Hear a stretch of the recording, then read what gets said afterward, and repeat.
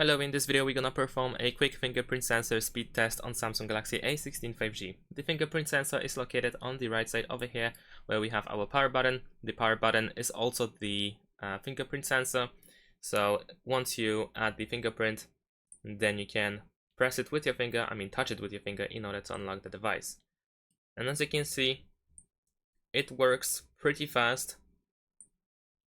The device unlocks pretty much immediately if I place my finger in an incorrect way so that the device doesn't detect it. You can also feel the vibration pretty much immediately.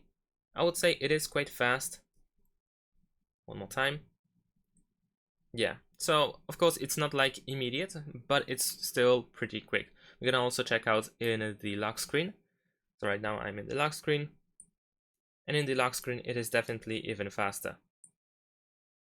So yeah, I would say it's pretty fast, definitely up to the standard, I would say. And that's pretty much it. Thanks for watching, leave a like and subscribe to my channel, and see you in my next videos. Bye.